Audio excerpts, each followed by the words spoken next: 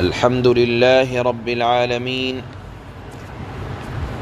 أشهد أن لا إله إلا الله وحده لا شريك له، وأشهد أن سيدنا وحبيبنا وسندنا ومولانا محمد صلى الله تبارك وتعالى عليه وعلى آله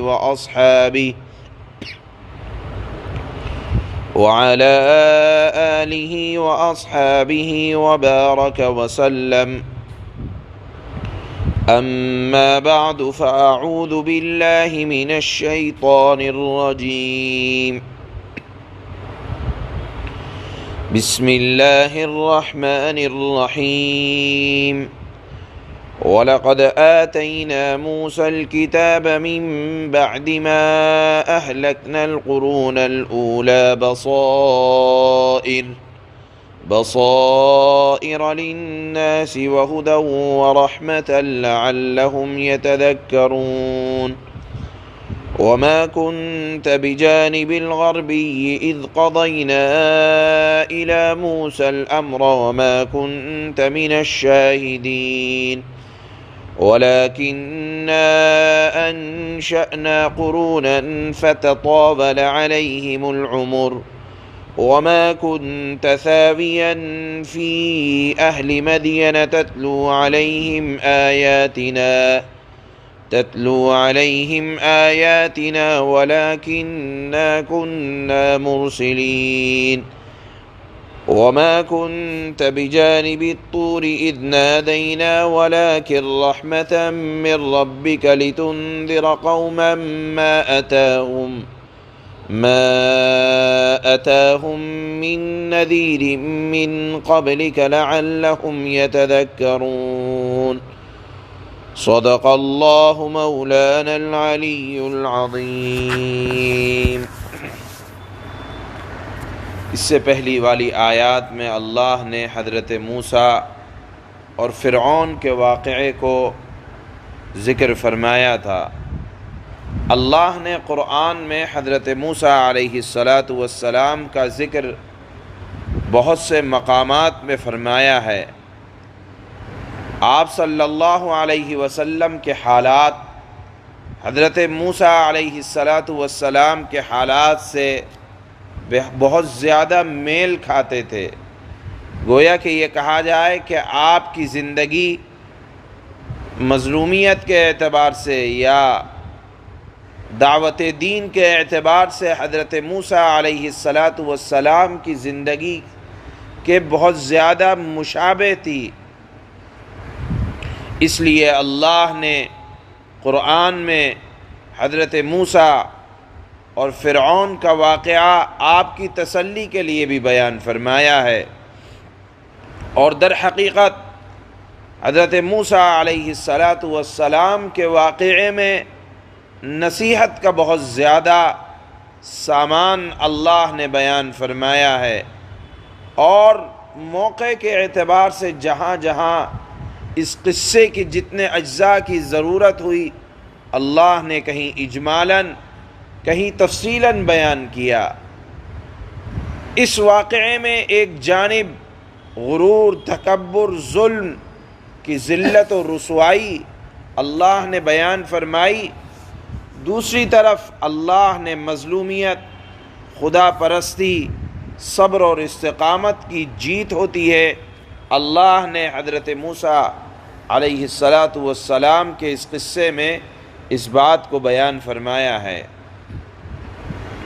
لہذا ہر عقل رکھنے والا یہ بات جان لے گا کہ حضرت موسیٰ علیہ السلام کی واقعے کے اندر ہدایت کے بڑے سامان موجود ہیں اور ظالموں کا ظلم اللہ بہت زیادہ دن تک برداشت نہیں فرماتے ہیں. اور آخر میں اللہ نے اس واقعے کے اس بات کی طرف بھی اشارہ کیا کہ نتائج اور ہمیشہ اللہ والوں کی طرف جھکا کرتے ہیں. ان آیات میں اللہ نے ایک بات کو اور بیان فرمایا کہ دنیا میں ہدایت کو پھیلانے کا سلسلہ ہمیشہ سے چلا آ رہا ہے۔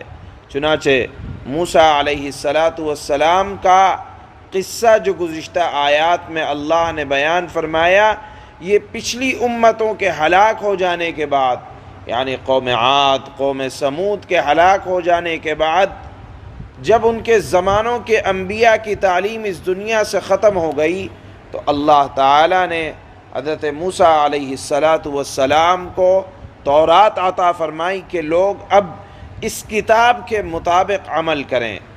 اسی طرح جب زمانے سے حضرت موسیٰ اور حضرت عیسیٰ علیہ السلام کی تعلیمات کو لوگوں نے مٹا دیا تو اللہ نے جناب رسول اللہ صلی اللہ علیہ وسلم کو نازل فرمایا، آپ کو دنیا میں بھیجا اور قرآن آپ پر نازل فرمایا، جس میں گزشتہ انبیاء کے صحیح واقعات کو اللہ نے یہاں بیان فرمایا ہے۔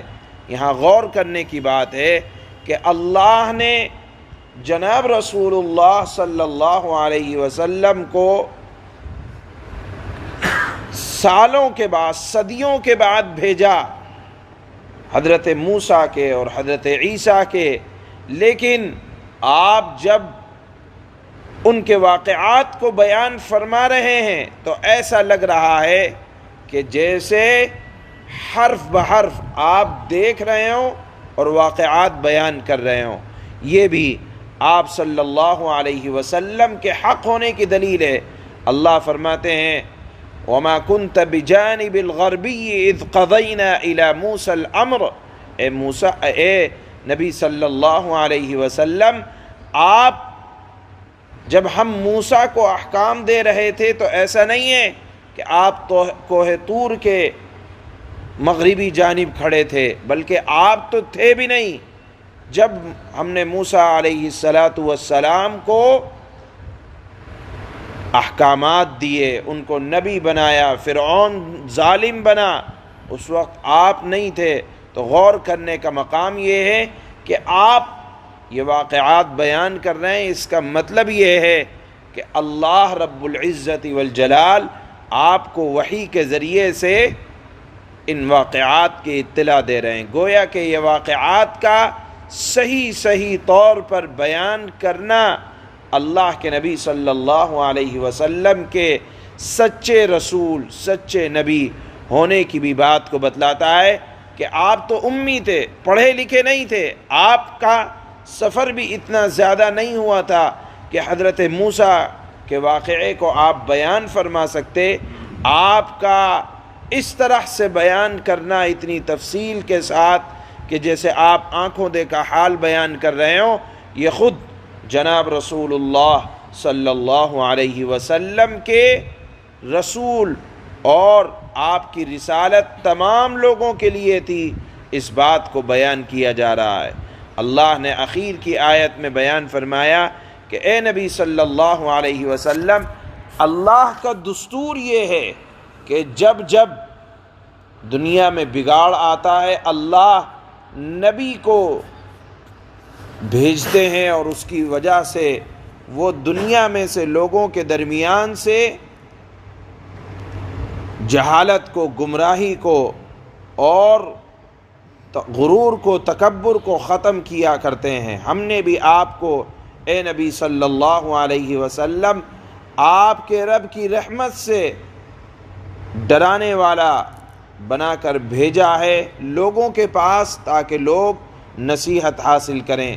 آپ صلی اللہ علیہ وسلم کی رسالت تمام لوگوں کے لیے تھی، قیامت تک کے لیے ہے، اب کوئی نبی نہیں آئے گا۔ یہ جناب رسول اللہ صلی اللہ علیہ وسلم کا بھی اعزاز ہے کہ اب آپ کی امت کے علماء وہ کام کریں گے یا اللہ ان سے وہ کام لے گا جو پچھلے زمانے کے انبیاء اکرام سے اللہ نے لیا ہے۔ بہرحال یہاں ان واقعات کو بیان کرنے کا مقصد اللہ نے یہ بیان فرمایا تاکہ نصیحت حاصل کریں، اور آپ کا ان واقعات کو اس طرح بیان کرنا یہ خود جناب رسول اللہ صلی اللہ علیہ وسلم کے سچے نبی ہونے کی علامت اللہ نے اس کو قرار دیا ہے۔ چنانچہ فرماتے ہیں اللہ: وَلَقَدْ آتَيْنَا مُوسَى الْكِتَابَ مِن بَعْدِ مَا أَهْلَكْنَا الْقُرُونَ الْأُولَى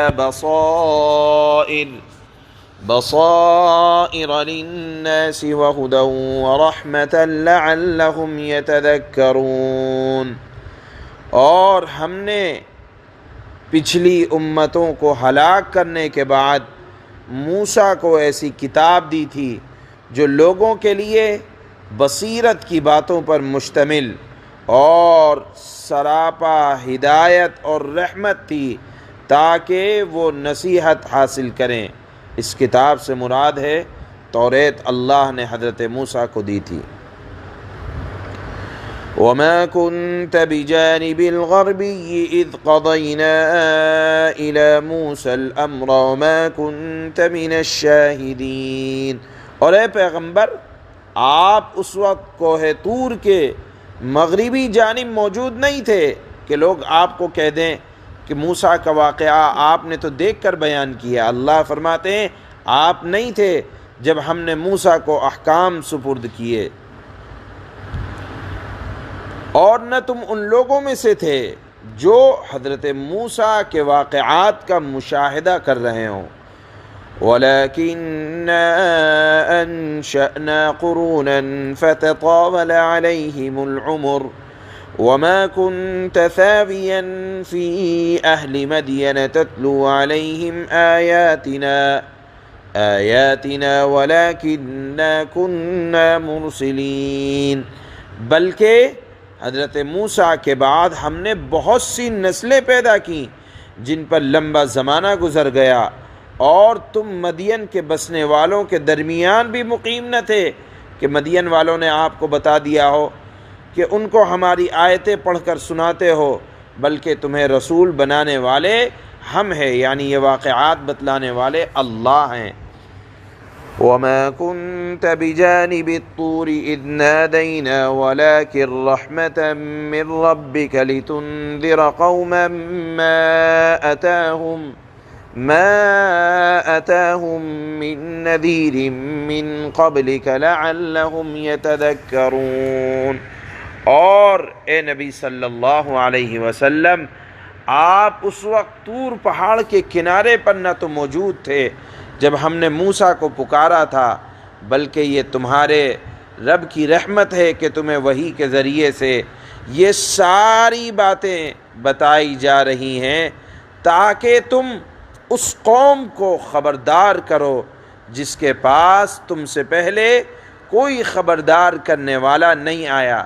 لکھا ہے کہ اللہ کے نبی عرب کے جس علاقے میں آئے تھے وہاں حضرت اسماعیل علیہ السلام کے بعد کوئی پیغمبر، کوئی نبی نہیں آیا تھا۔ حضرت اسماعیل آئے اور حضرت اسماعیل کے 2240 سال کے بعد جناب رسول اللہ صلی اللہ علیہ وسلم آئے۔